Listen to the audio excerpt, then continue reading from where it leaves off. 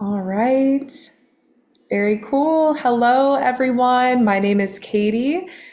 This is an information session on the Alchemy of the Soul yoga retreat for inner alignment and authentic living. This is coming up this year in 2024, September 18th through the 22nd.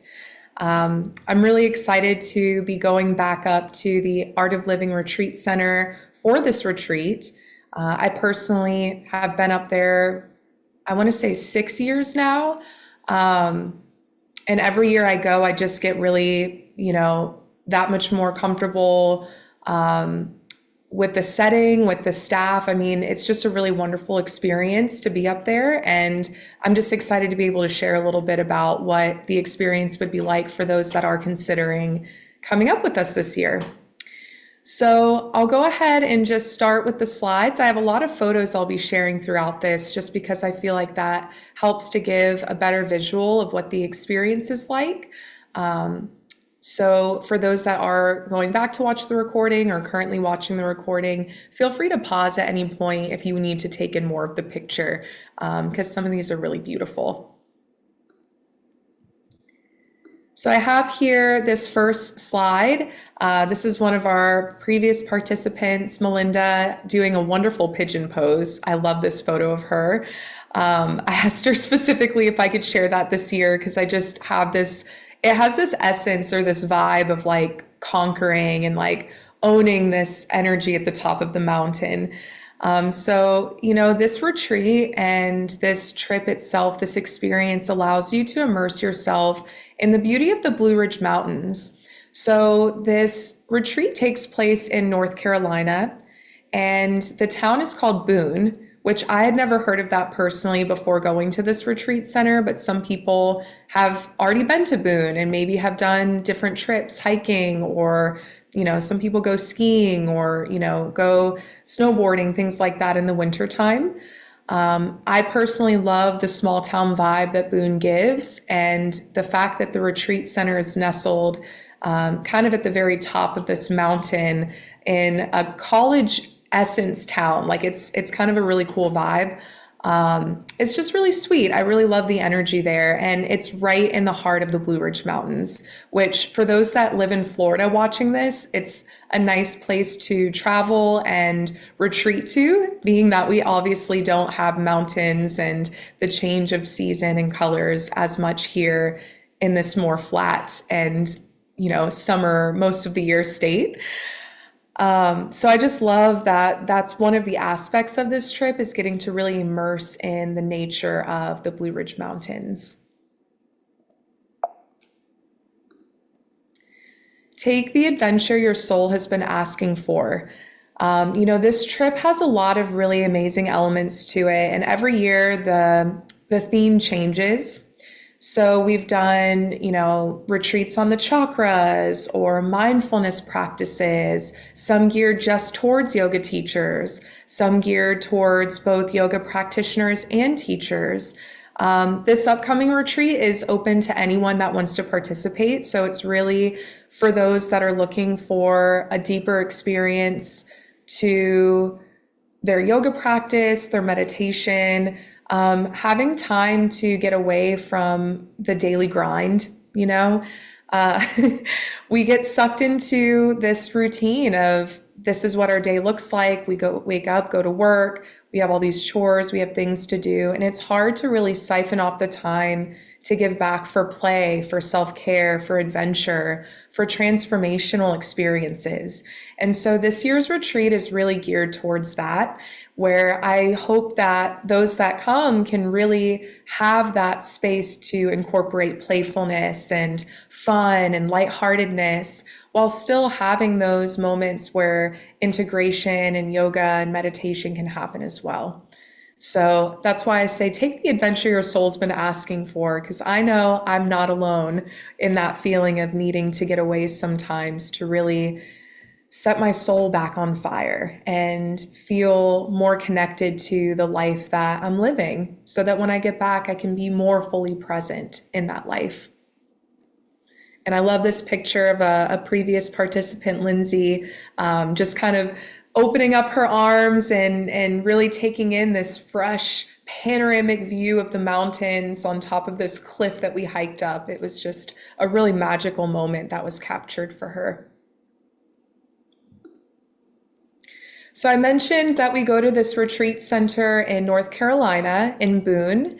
So to be more specific, we go to the Art of Living Retreat Center, which is a 380-acre lot. It's pretty massive.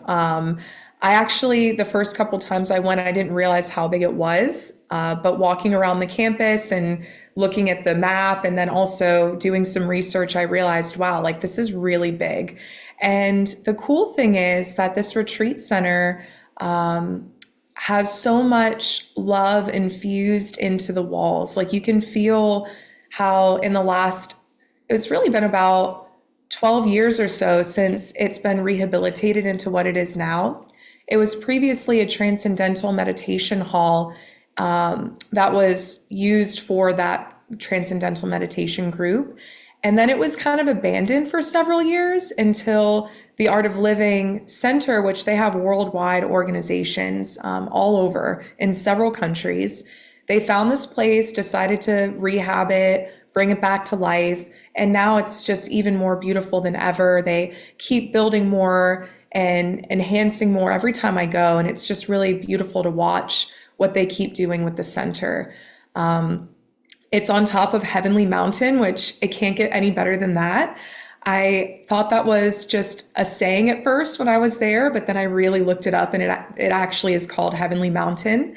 So the retreat center itself and the meditation hall, the main meditation hall at the retreat center is actually at the very tip top of the mountain. So the views of, like this right here, you can literally see that from your room sometimes based on which building you're staying, certainly from the classroom that we'll be mostly in for our sessions and yoga and meditation classes, from the dining hall itself. So never at any point when you're at this retreat center are you going to be lacking the views of nature. It's really in the heart of the mountains. Very cool.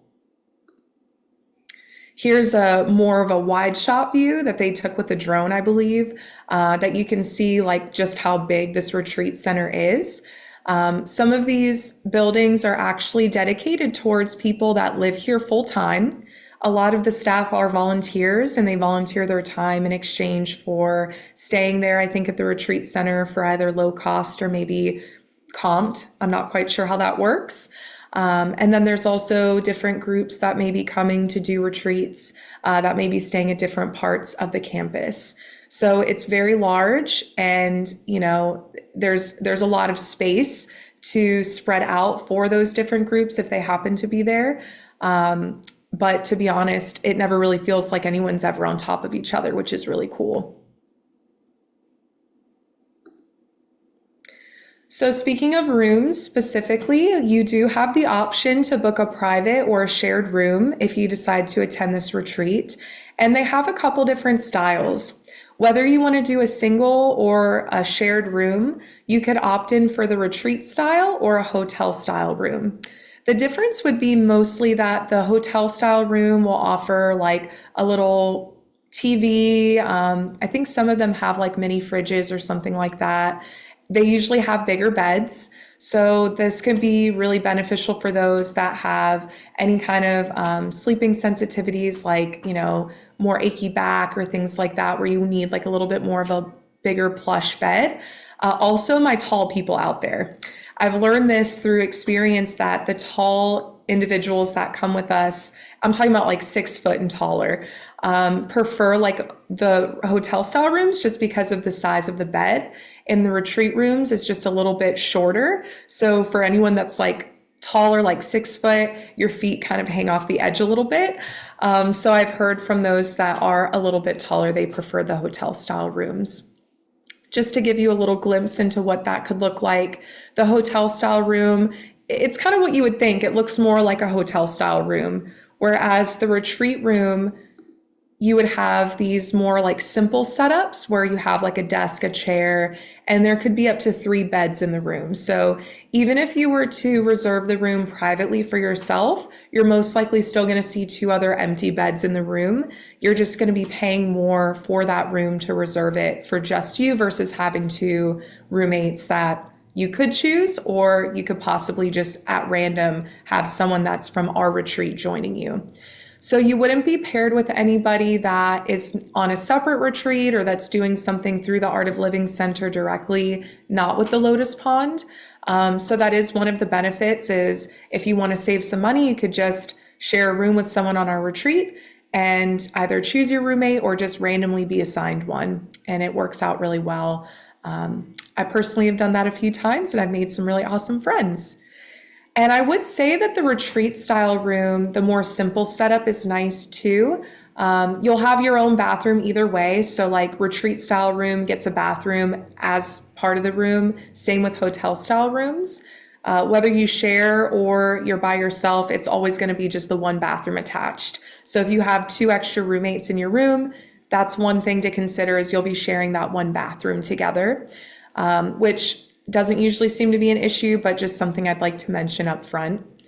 And another benefit to the retreat style room I just wanted to mention is the simplicity is nice, because we often get very overstimulated by things in our own house, in our own bedroom.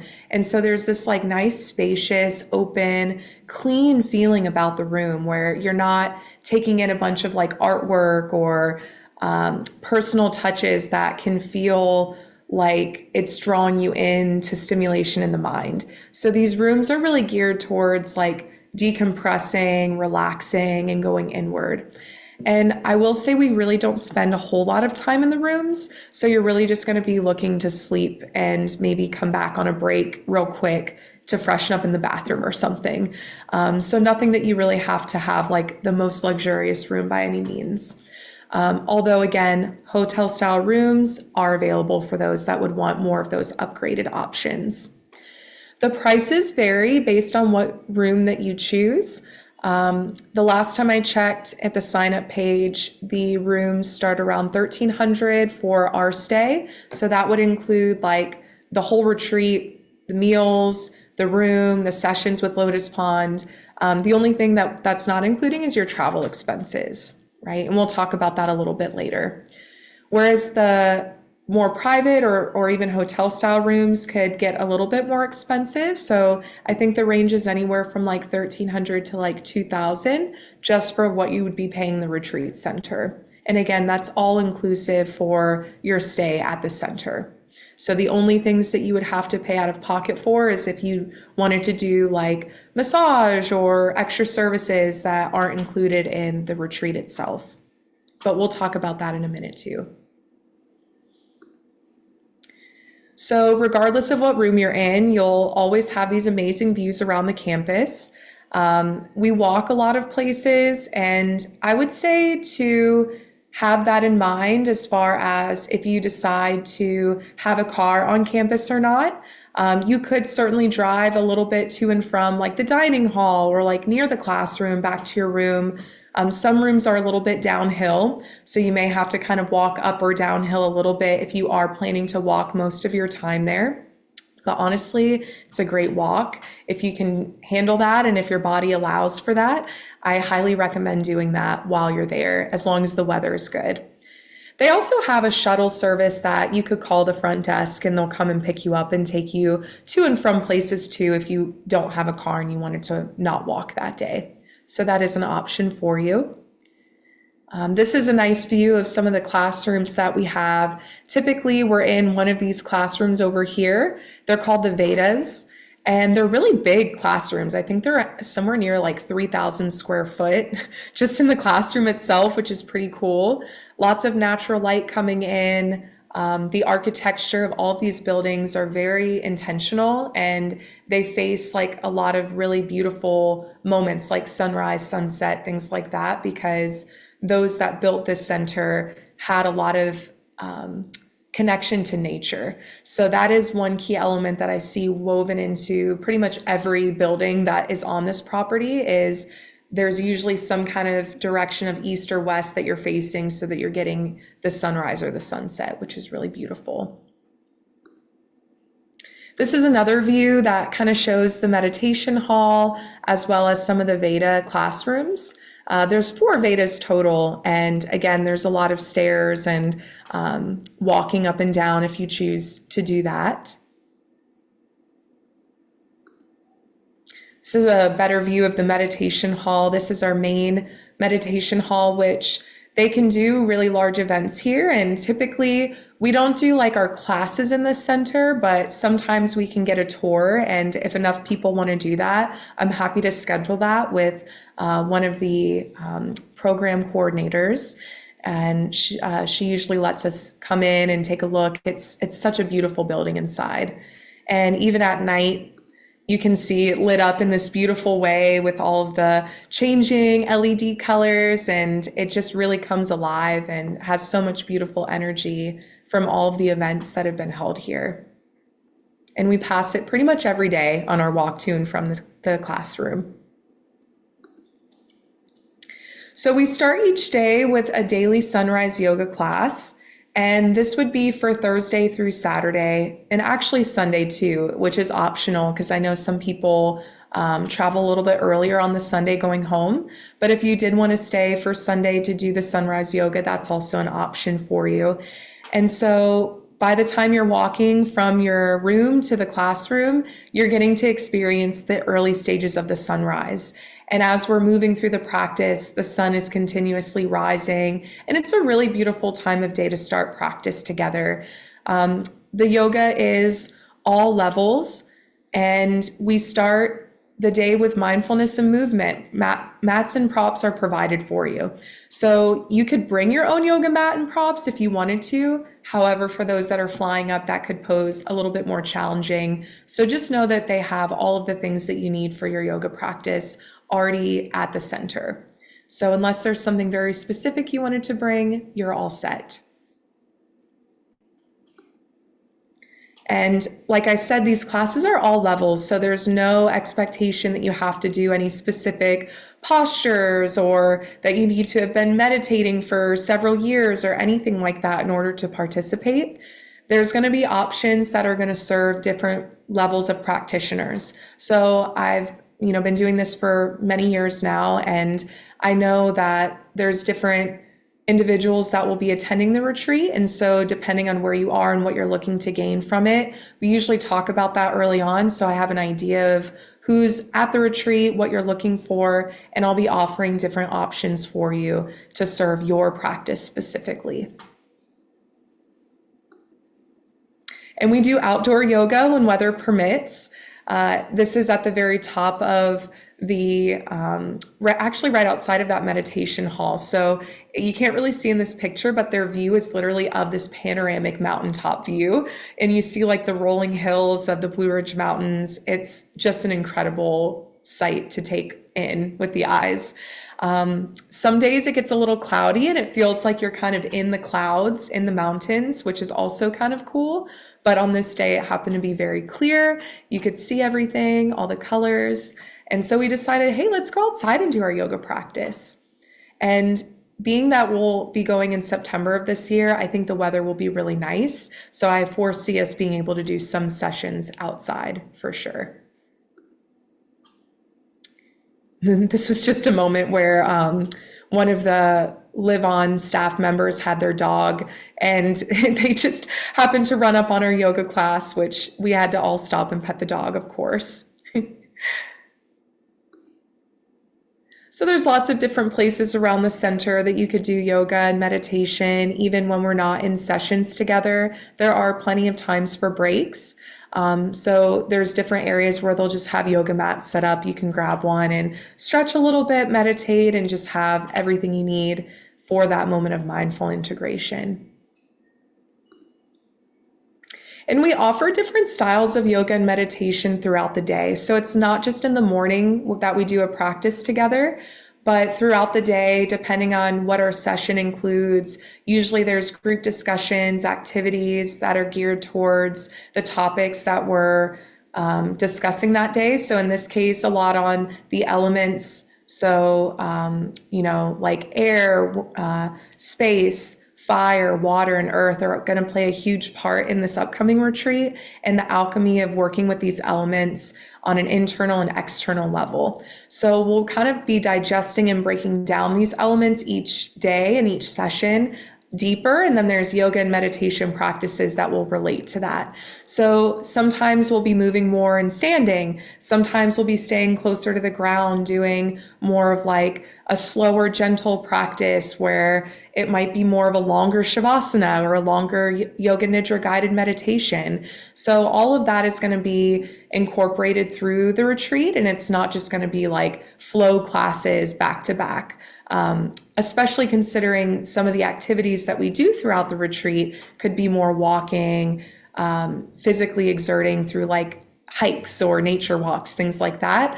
The yoga is going to be more gentle on those days so that it can really support and nourish the body. And so there's also this beautiful labyrinth that's for walking meditation, and we typically have an experience together where we can do a walking meditation in the labyrinth. If for some reason the weather doesn't permit on the day that I want to do this together, you can also just go anytime that you want. It's open for anyone that's at the retreat center to just come and use. So once I explain how to use it, you'd be open to doing that on your breaks, before or after classes, in the evenings or in the early mornings, things like that. And it's just a really beautiful practice once you learn how to do it. So you can really enjoy some downtime on your breaks. There are actually walking trails on the retreat center campus, 3 specifically that I know of. There might be more now, but there were 3 the last time I went. And there's a map that they give you so you can see exactly where you're going. Some of the trails actually connect from the rooms to the dining hall or to like around where they have more of like the live-on staff rooms. So you can kind of see the different trails on the map and where they're leading to. Some of them are a little bit more intermediate, I will say that, but there's at least one that I know is very beginner friendly. So just depending on what you're up for, what adventure you're wanting to have on this retreat, you can also add in those on your downtime. And this is one of the views that you can see from one of those nature walks on campus. Really nice little bench that they put there so you can sit and just take it in. Some students decide to just lay in the grass and hang out and relax on their breaks. You might decide to read a book. There's lots of little nooks everywhere. There's actually a piano too in the dining hall for those that like to play music. That's an option for you. Or you can always go back to your room and just hang out too. But I just feel like for immersed in nature, why go back to the room when you can be outside, you know? So there's also the option to schedule Ayurvedic massages and therapeutic services. So if you're not familiar with Ayurveda, it's the science side of yoga. So it's a lot of lifestyle practices. It's actually, Ayurveda is one of the oldest medical systems still practiced in the world. So it's really cool. And you could choose to do like standard massage, doing treatments that involve like oil, that helps to balance the different elements in your body, bring more harmony into your body and mind. There's Ayurvedic consultations that are offered, and even more in-depth services.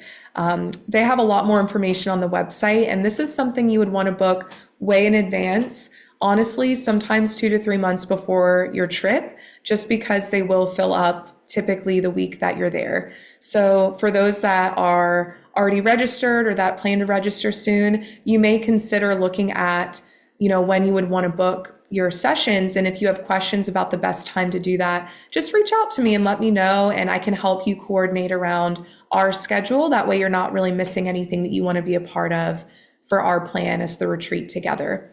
But again, you do have these longer breaks midday around lunchtime where you could schedule things like these massage or Ayurvedic services, where you're not really missing anything that's scheduled with the retreat itself. Here's just some different pictures of some of the offerings. This is called Shirodhara, and it involves like putting oil dripping right on the forehead. It's a very soothing practice, and there's intention behind that. So if you're curious, you can again find more information on their website. And then, of course, massage. Who doesn't love that? I mean, I know personally, I could probably go for one right now. It's something that I think we could all benefit from, especially on a restore and relaxing retreat. So another thing that typically people ask is the food, which is included in the price of registration. You get 3 meals every day, and they're served in the dining hall, which is vegetarian. They're actually a meat-free campus. So they ask that you don't bring any meat on campus. And I think if you were to want to have meat, I think you could possibly like go off campus to eat it. Like there are restaurants at the bottom of the mountain, but I would just say like be open to trying vegetarian for a few days. It's really wonderful, the meals that they put together. They use whole foods, they're Ayurvedically inspired dishes. A lot of the food is grown on the campus, which is really cool. Some of the fruits and vegetables are grown like right there. And you can tell that like local hands are bringing this and putting it right before you in such a beautiful and nourishing way. The meals change every day. So a chef decides the menu.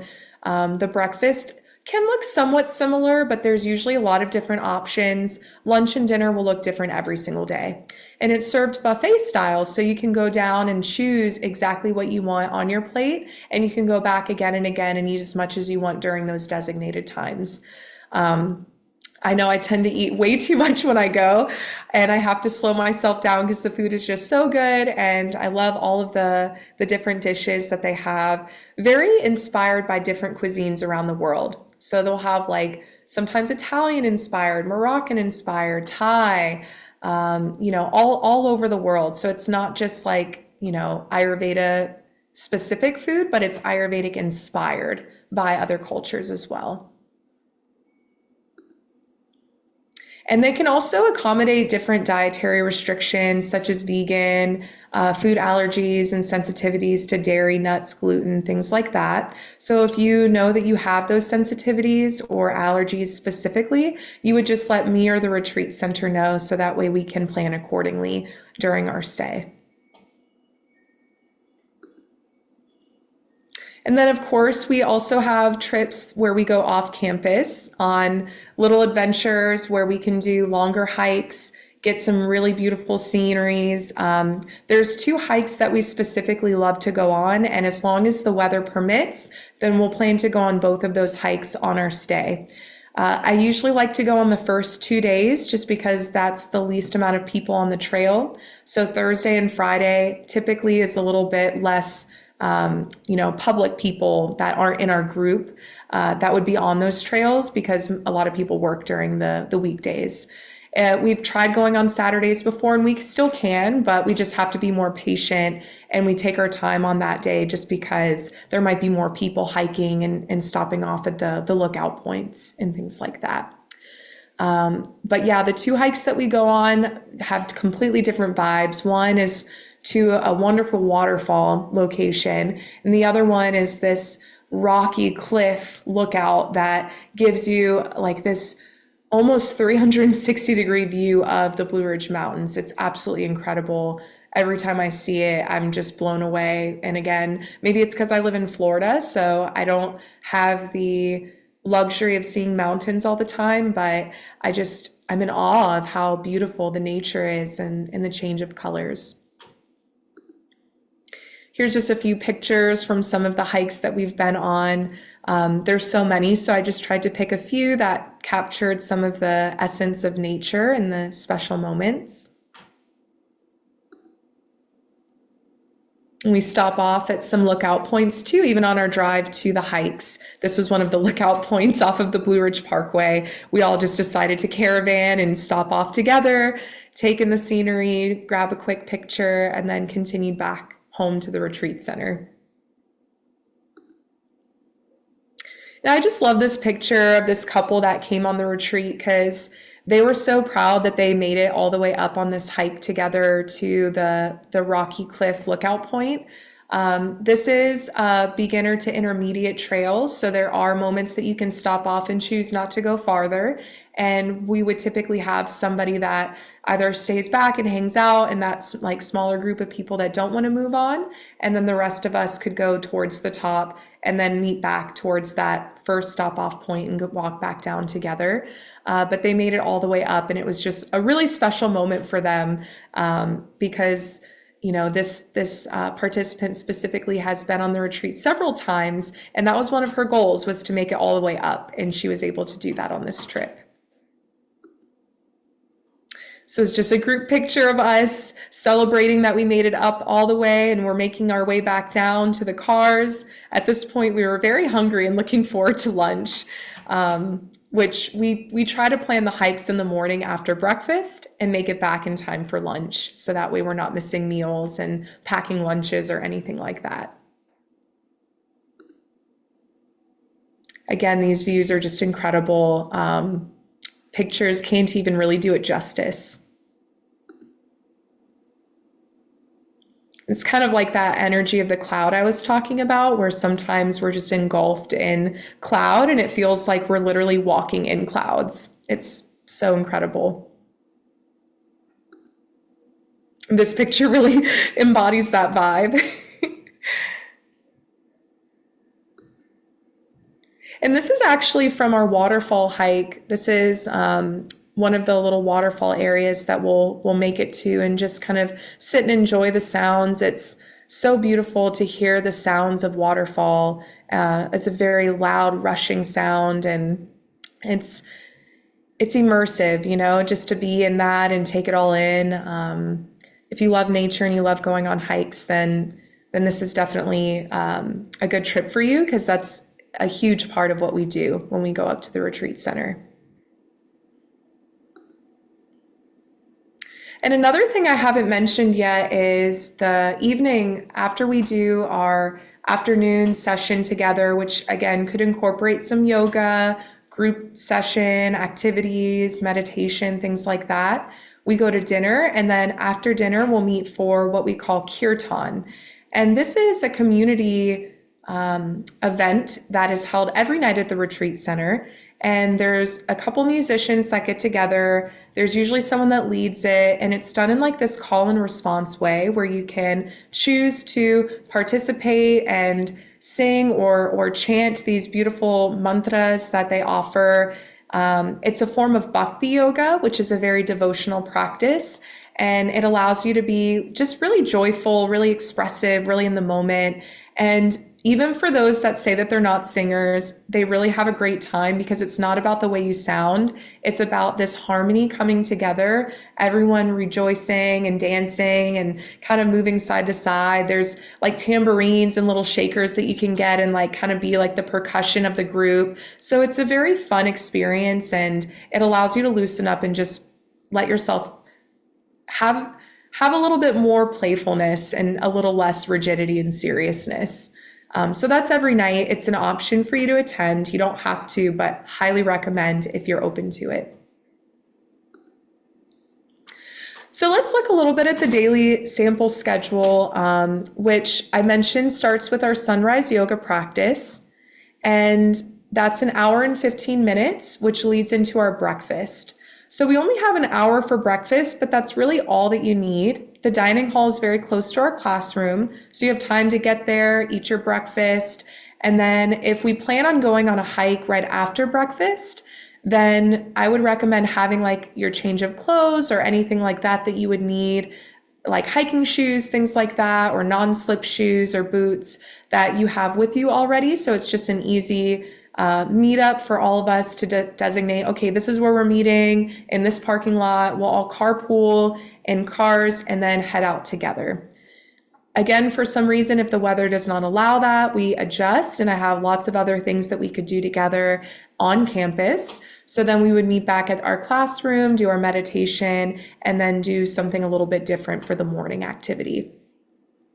We go to lunch at 12:30, and we have that 2-hour break in the middle of the day where you don't really need 2 hours to eat lunch, but that would be a great time to book those Ayurvedic massages or services. They have different classes like pottery and things like that if you wanted to add that in, or just have some downtime, relax, walk around, read a book, just take in nature. It's a really nice experience. And then we have our afternoon session, which could include a lot of different things, which would then lead into dinner. So this is a very general outline for the day because there's a lot of different things that could change depending on weather. So I don't want to give you like a detailed outline that I would have to like change for you every day. But after doing this for several years, I know how to rearrange things in the right way so that I can get to everything I want to while we're there on the retreat together and have it done in a way that really gives you a wonderful experience. So yeah, that's a sample daily schedule for you just to give you an idea of what to expect. And then there's 2 variations to this schedule, which would be our check-in day, which is Wednesday, September 18th. We start with a meet and greet at 5:30. This is optional, but if you can make it in time for that, that gives you a chance to meet everyone on our retreat together. And then we can start with dinner, which I think at that point, everyone's hungry from their travel day. The retreat center does this very specific orientation with you, goes over a lot of different aspects of the center, gives you a map, things like that. And then we start our opening group session, which typically is only about 45 minutes or so, because again, we're tired, it's travel day, like let's go to sleep and have a fresh start the next morning. The second variation would be our check-out day, which some people choose to leave early in the morning, so you might miss some of this stuff, and that's totally fine. This is optional for you. If you can plan your travel for later in the day, whether your flight or you're driving and just kind of splitting the drive time in half or something, then you might choose to stay for that last sunrise yoga practice. Breakfast and lunch is included in your stay. I forgot to include the lunch on here, but if you are able to stay, like those 2 meals are included on this last day. And then, of course, if you want to join our closing meditation, I would love to have you there. But again, invitation, not obligation. So some travel considerations.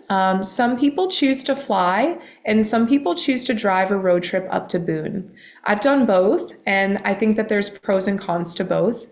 The driving is fun because you can get like a group of people together. Even if you're not like familiar with anyone else that's going up to the retreat, I can help to coordinate a carpool group for you if you're looking to drive and you want some people in your car with you. And you can share the drive time, split that up with each other, makes it a little less challenging. It is about a 12-hour drive. And if you like to stop off, then maybe a little bit longer. Some people choose to split it up overnight, where you stay somewhere halfway through, like Savannah, Georgia, or something like that. I've done that, super fun, if you have the time.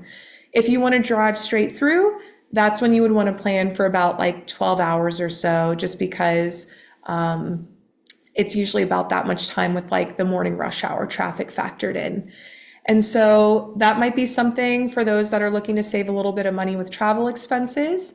That is a very cheaper option to have your car and split the cost of gas, of course, with those that are driving up with you. And to fly, you could also choose to fly into a couple different airports, and I'll share more about that in the next slide. And some people choose to share a rental car. So that again could help to cut the expenses down a bit, and I could help to coordinate that a little bit with those that are planning to attend if you're looking to share the cost of that. So there's a few different airports that you can fly into. I would say the most popular one is Charlotte, and it's about like a 2-hour drive from there to the retreat center. So you would either rent a car, or I would suggest taking the Hickory Hop shuttle, which is something that you could schedule in advance. But I would really recommend waiting until you know for sure you're not going to carpool with someone, because they won't let you cancel your registration for that. So you can book that like the week of and be totally fine. Doesn't have to be months in advance or anything. But there are 2 other airports, depending on what airline you like to fly, or if there's better deals, you can look at these 2 other ones as well. Asheville, and then the Tri-Cities Regional Airport. Those are 2 other options for you. We do recommend sharing rental cars if you'd like. That is, a really great idea, like I said, to save some money. Ubering is kind of a hard thing to coordinate sometimes just because from the airport, probably not a hard thing. But sometimes from the retreat center, it can be more challenging to get an Uber up there to take you back to the airport. So I just wanted to say that up front too, just so you had an idea for getting to and from the airport based on what you choose. I would say that, again, the Hickory Hop shuttle, wait to book that until you know for sure what you're doing, because something might come up where you could get into a rental car with someone and it could be significantly cheaper and easier. That may fit your schedule with your flight a little bit better too. And then, of course, some things to pack or bring. I mentioned this: hiking shoes or non-slip boots or sneakers, easy slide-on shoes for quick trips to and from the bathroom. So it's not super cold in September. There might be a couple chilly days. So you might just want like a pair of like slide-on flip-flops or something where you can just pop on your shoes real quick, walk right next to door to the bathroom, and then come back, versus having to tie your shoes, put your boots on, things like that. Sometimes it's just nice to go quick trip to and from, or some slide-on shoes that maybe are closed-toed that you prefer. So I learned that from going so many times. I really appreciate having like just a quick pair of shoes to keep in the classroom. A refillable water bottle and or tea mug. They do have coffee and tea provided in several areas around the retreat center. You can get hot tea in the classroom, in the dining hall, and even in some of the rooms, like in their little lobby area, they'll have like a little tea and coffee station. So you can choose to bring a refillable water bottle so you can refill your water at these stations, as well as if you want to save paper or cardboard, whatever you want to call it, instead of using like a disposable teacup every single time, you can use like your refillable thermos, which is sometimes nice and good for the environment. Again, with weather so unpredictable, we never know. So having a raincoat, poncho, or umbrella, one or all, would be nice to have just in case you need it. Warm jacket, scarf, layers, of course, because when we're moving through a practice, whether indoors or outdoors, you may want to have those options to like take off like a long sleeve shirt and have a garment underneath so that you can kind of decide what feels best that day. Usually mornings and evenings are a little bit chillier. Afternoons can get a little bit warmer. We are in the mountains, so the elevation is like, I want to say around 3,000 feet. So the temperature will vary a little bit just because of that. And then I also recommend a wristwatch, preferably one that's not like one of those Fitbit or Apple Watches, just so that you can give yourself a chance to unplug from technology and not get all these like little pings and alerts.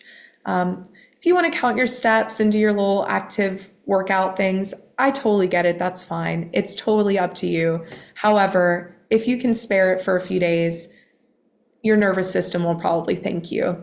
And you'll want to know what time it is just so that you can arrive to our group sessions and get back to, like when we're doing hikes and things like that, so that we can all coordinate with timing very well. And sometimes phone signal is kind of weird up in the mountain. So the time is usually okay on the phone, but like to be able to call and do that kind of thing can be hard with the signal. You have to like walk in the right spot and wait for your bars and things like that. So just something to consider as well.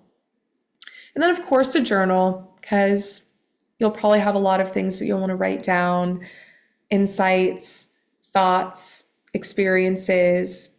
And there's going to be a lot of moments of contemplation and integration that I guide you through in those few days together. So this is a really great experience where you can meet people that are like-minded, that are open to new experiences, wanting more transformation, nourishment, and essentially giving back to themselves. A lot of times people come and they don't know anyone else on the retreat. So if that's you and you're worried, oh, I'm not going to know anyone, don't worry, because everyone's so kind and open. And by the time that we leave the retreat, we end up getting a lot closer, to the point where even this last retreat group in 2023, there's still like this little private chat where they do meetups and they get together and they have I think it's called the Yoga Social Group. So it's really sweet. And I hope that that continues because, again, these connections that we make are lifelong if we choose, and we can really lean on each other as we move through life and try to be the best version of ourselves. I feel like that's one of the intentions of this retreat, is to really come back with that in the forefront of the mind, like how to be the best, most aligned version of myself in day-to-day life when life gets challenging and difficult and hard, because that's what life is, right? And so how can we meet that with grace and compassion and love? So I hope that you'll join us this fall.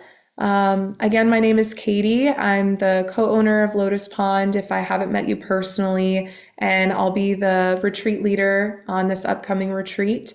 So I look forward to having you. And if you have any questions at all, please feel free to send an email to this address right here, lotuspondyogastudio@gmail.com. You can find us on Facebook or Instagram, and of course, our website. This is the exact page that gives you more info and where you can even register and see the room options. So at this point, I will be stopping the recording, and I do look forward to hearing any questions that those live have to share.